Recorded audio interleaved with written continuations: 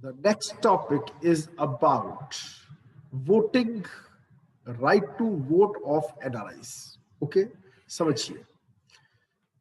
इससे पहले तक का क्या सिनेरियो हुआ करता था।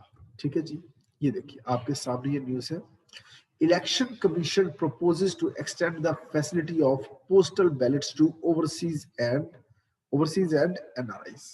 जो लोग भारत के हैं, सिटीजनशिप नागरिकता उनकी भारत की है, पर वो किसी और मुल्क में चले गए हैं, ठीक है, और वहां रह रहे हैं, पर उनको भी वहां की नागरिकता नहीं मिली है।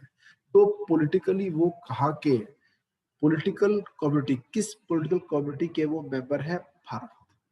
भारत की सरकार जब बन रही है, जब नेता चुने जा रहे हैं, तो उनको वोट डालने का अधिकार है, लेकिन वो एक्सरसाइज नहीं कर सकते क्योंकि physically they are not in India. तो पहले एक चेंज आया था। हाँ, ये एकदम से नहीं हुआ, ये मूवमेंट धीरे धीरे आगे बढ़ी है।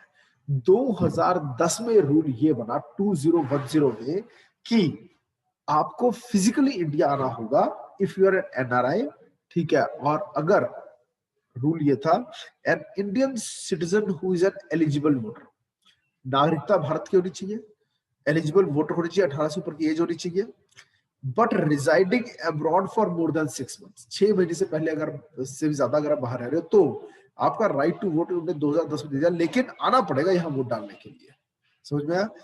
Owing to employment or education if you are living abroad, ठीक है, तो by coming here you can cast the votes। लेकिन अब हमने उन्हें पोस्टल बैलेट ग्रांट किया है, इलेक्ट्रॉनिकली, यानी ईमेल वगैरह के थ्रू, ईमेल या ऐप के द्वारा अब हम उन्हें पोस्टल बैलेट की के अंदर इंक्लूड कर लेंगे।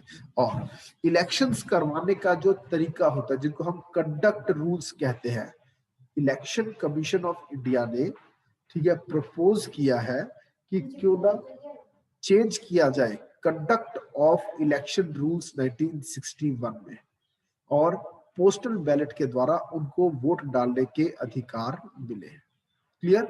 तो ये न्यूज है। ओके, अभी तक ये किसको मिलता था?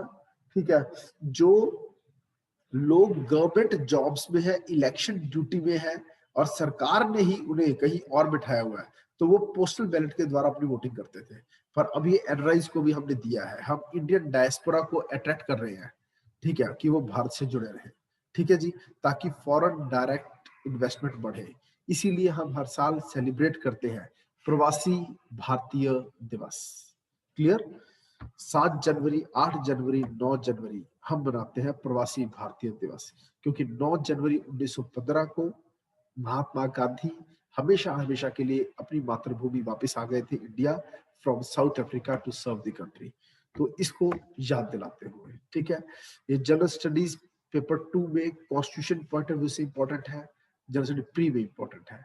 ECI, election commission of India, 3 इसमें 2 members plus 1 chief election commissioner होता है। 2 होते हैं election commissioners, 2 election commissioners and 1 chief election commissioner, तो 3 मेंबर टोटल हो जाते हैं, ठीक है। इन्होंने रोट टू लॉ मिनिस्ट्री को लिखा है, प्रपोज किया है कि क्यों ना पोस्टल बैलेट की facility eligible overseas non resident Indians को दी जाए। अब आने वाले आगामी लेजिस्लेटिव असेंबली चुनावों में कहाँ होने जा रहे हैं चुनाव? असम, केरला, पुडुचेरी, तमिलनाडु और वेस्ट बंगाल। 2021 में यहाँ इलेक्शंस होंगे, तो वहां पर पोस्टल बैलेट के द्वारा एनराइज को भी वोट डालने का अधिकार देना चाहिए, ठीक है। और इसके लिए अमेंडमेंट कहाँ करनी होगी? 1961 का एक्ट है, conduct of election rules. Clear?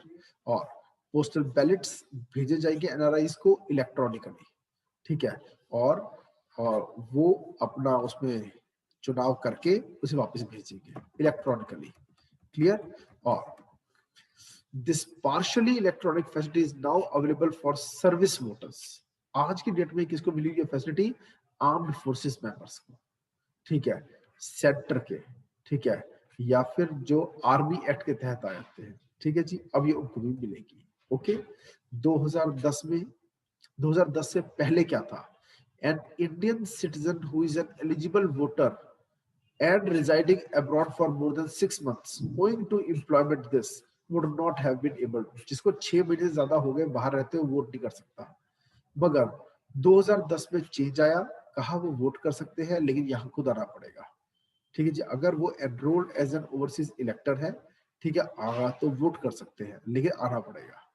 Eligible NRIs who had stayed abroad beyond 6 months have been enabled to vote, but only in person. Only in person यानी कि फिजिकली आना पड़ेगा इंडिया में और अपने उसी पोलिंग स्टेशन में जाना पड़ेगा जहां पर भी वोट बनी हुई है।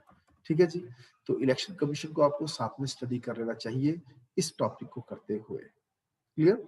ओके, तो मैं इस टॉपिक को भी यहाँ क्लोज करने जा रहा हूँ। Any question?